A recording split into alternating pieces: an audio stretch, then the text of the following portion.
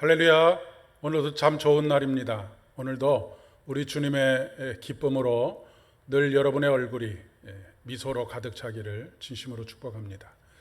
오늘은 로마서 16장 17절로 20절의 말씀을 중심으로 해서 선한데 지혜롭고 악한데 미련하라 라고 하는 제목으로 함께 은혜를 나누고자 합니다. 오늘 우리에게 주시는 하나님의 말씀은 로마서 16장 17절로 20절의 말씀입니다. 형제들아, 내가 너희를 권하노니 너희가 배운 교훈을 거슬러 분쟁을 일으키거나 거치게 하는 자들을 살피고 그들에게서 떠나라. 이 같은 자들은 우리 주 그리스도를 섬기지 아니하고 다만 자기들의 배만 섬기나니 교활한 말과 아첨하는 말로 순진한 자들의 마음을 미혹하느니라. 너희의 순종함이 모든 사람에게 들리는지라. 그러므로 내가 너희로 말미암아 기뻐하노니 너희가 선한데 지혜롭고 악한데 미련하기를 원하노라. 평강의 하나님께서 속히 사탄을 너희 발 아래에서 상하게 하시리라. 우리 주 예수의 은혜가 너희에게 있을지어다. 아멘. 우리 그리스도인들은 거룩을 위해서 부르심을 받은 사람들입니다. 하나님께서는 내가 거룩하니 너희도 거룩하라 라고 말씀하셨습니다. 구약의 레위기를 통하여서 신약의 베드로 전서를 통해서 우리에게 말씀하고 계십니다. 거룩의 의미는 구별되다 라고 하는 의미를 가지고 있습니다. 분리가 아니라고 하는 말씀입니다. 세상과 동떨어져서 섬처럼 살아가는 것이 거룩이 아닙니다. 오히려 세상 속에서 구별되게 살아가는 것을 의미하는 것입니다. 한국의 초대 교회는 그야말로 거룩한 삶을 살았습니다. 세상 속에 있었고 세상의 변화를 꿈꿨고 그 변화를 위해서 헌신과 희생을 아끼지 않았습니다. 그러나 살아있는 하나님의 말씀이 왜곡되어 율법주의로 흘러가면서 세상과의 단절의 시간들을 우리는 지나왔습니다. 그리고 현재 또한 그 연장선상에 있다고 이야기할 수 있겠습니다. 복음은 예수 그리스도 안에 있는 화해의 복음입니다.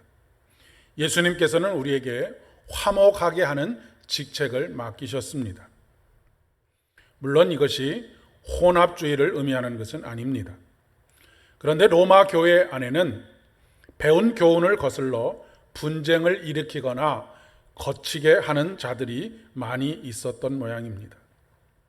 여전히 율법주의 안에 머물러 있었고 유대 율법주의는 분리주의로 나타났습니다.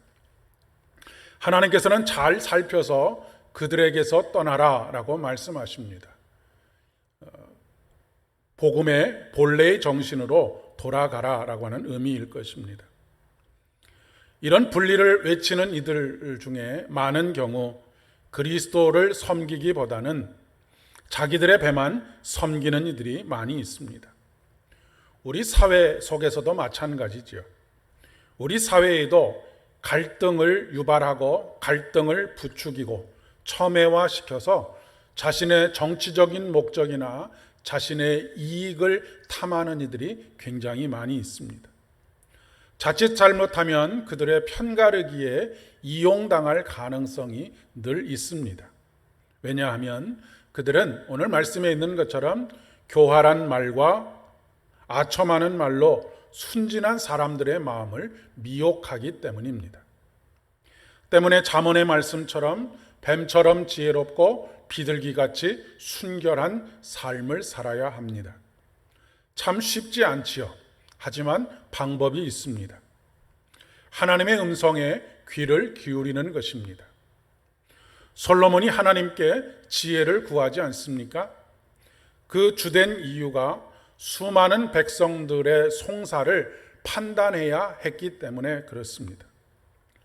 그런데 복잡하게 얽혀져 있는 문제들을 칼로 물을 자르듯이 자를 수 없지 않겠습니까?